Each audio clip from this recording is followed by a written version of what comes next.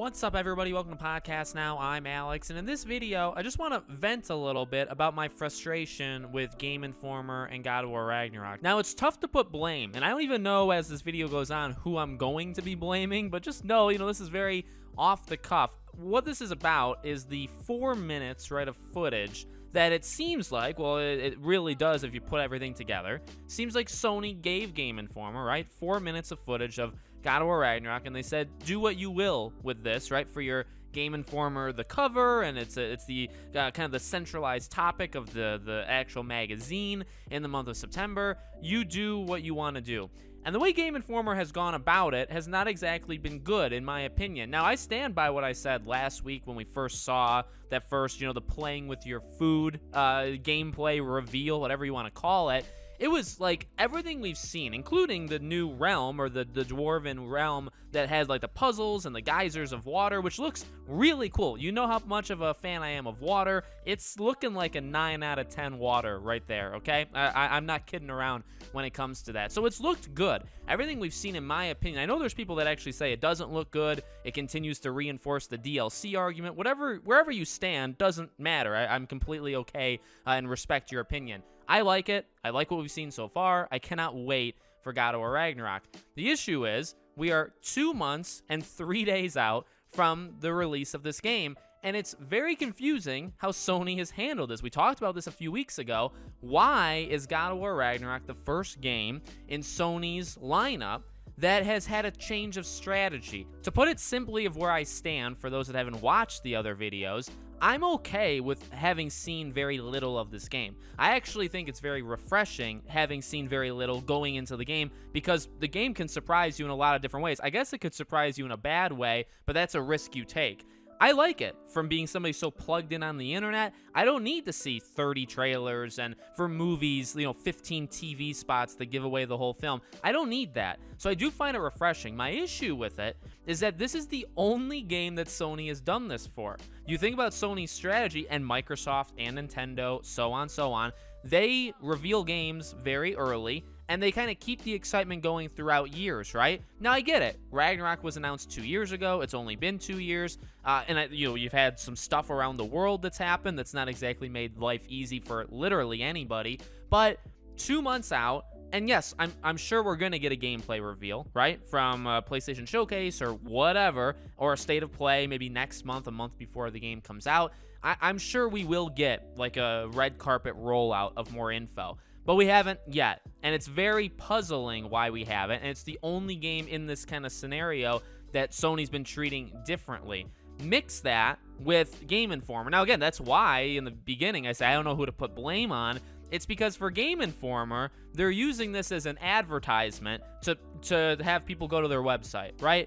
They say it's 4 minutes long of gameplay. They say it's 1:40, the play with your food thing. The beginning loops. It's the same gameplay as the ending. The middle loops as well. So it really is probably 40 to 50 seconds of new gameplay that we see in that little thing. Most of it is just saying, if you want to know more, go read our article. Now, by the way, I get it. Business is business. You want people on your site. You want people buying your magazine. It's more about the site nowadays, right? But I get it. I understand.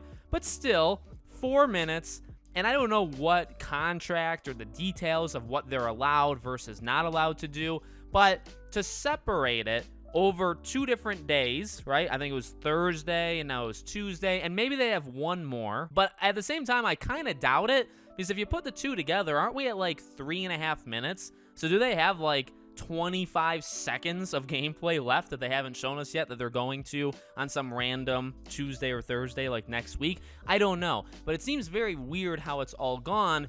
And in my opinion, and again, this is all just my opinion, it's quickly transformed from, oh guys, September, and I even said this, so it makes me look stupid, which I'm okay with, but it changes from, hey guys, September, this is the rollout of God of War Ragnarok gameplay, 4 minutes, to, well, I mean, it is 4 minutes, but it's probably like 2.5 with like the gameplay loop and Then they promote their article for most of it. They don't really tell us all that many things new. We really could have lived without these 4 minutes of gameplay, and our lives wouldn't be any different if we didn't see the gameplay we've already seen. You know what I mean? Like, I like what we've seen, but if we didn't see it, my life would not have changed except for 2 or 3 videos, which I guess is a little, but it's not, you know what I mean? It's not too much that my life alters because of this decision. So that's on Game Informer for splitting it up, and it's mainly an advertisement to go to their either their website. But then it's also Sony, where it's like, what are you doing? Why